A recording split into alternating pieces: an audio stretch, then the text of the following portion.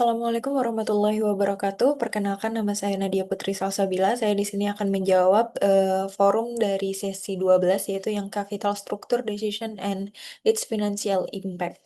Untuk yang pertama ada pertanyaan dari Bapak, jelaskan relevansi teori Modigliani dan Miller MM dalam konteks keputusan struktur modal PT Andalas Teknologi Digital yang beroperasi di pasar tidak sempurna. Waktu itu saya menjawab teori Modigliani dan Miller MM dan pada dasarnya menjelaskan bahwa dalam kondisi pasar sempurna tanpa adanya pajak, biaya kebangkrutan maupun asimetri informasi, struktur modal tidak berpengaruh terhadap nilai perusahaan karena investor dapat menciptakan sendiri efek leverage melalui investasi pribadi atau homemade leverage.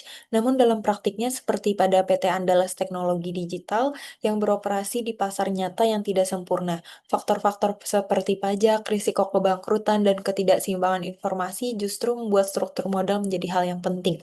Penggunaan utang dapat memberikan keuntungan berupa tax shield yang menurunkan beban pajak, tetapi di sisi lain juga meningkatkan risiko kebangkrutan jika proporsinya terlalu tinggi. Selain itu, keputusan pembiayaan juga bisa menjadi sinyal bagi pasar tentang kondisi keuangan dan kredibilitas perusahaan.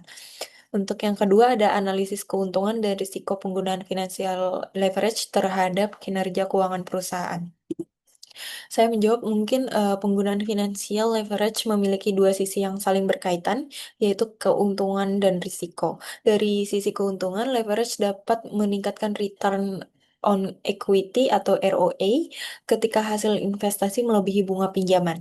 Selain itu, bunga utang yang dapat dikurangkan dari laba kena pajak memberikan manfaat penghematan pajak dengan adanya akses ke dana eksternal tanpa perusahaan juga memiliki peluang untuk membiayai proyek yang ekspansi tanpa perlu menerbitkan saham baru.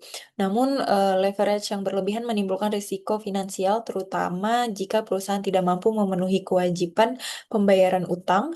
Risiko lain yang muncul adalah penurunan peringkat kredit dan meningkat biaya pinjaman serta potensi konflik antara pemegang saham dan kreditor akibat perbedaan kepentingan. Misalnya ketika manajemen mengambil proyek berisiko tinggi demi meningkatkan keuntungan jangka pendek. Untuk itu yang ketiga ada bagaimana penerapan trade-off teori dapat membantu perusahaan menentukan struktur modal yang optimal. Jadi, yang saya ketahui trade-off teori menjelaskan bahwa perusahaan tuh perlu mencari titik keseimbangan antara manfaat dan biaya penggunaan utang untuk menentukan struktur modal yang optimal.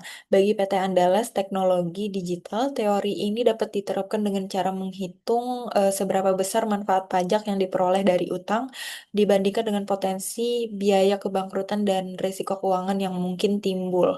Selain itu, faktor-faktor internal seperti stabilitas pendapatan dan kemampuan manajemen dalam mengelola risiko juga perlu diperhatikan bersamaan dengan kondisi eksternal seperti tingkat suku, bunga atau kepercayaan pasar. Struktur modal yang optimal akan tercapai ketika tambahan manfaat dari utang sudah setara dengan tambahan biaya yang timbul, sehingga nilai perusahaan dapat dimaksimalkan secara berkelanjutan.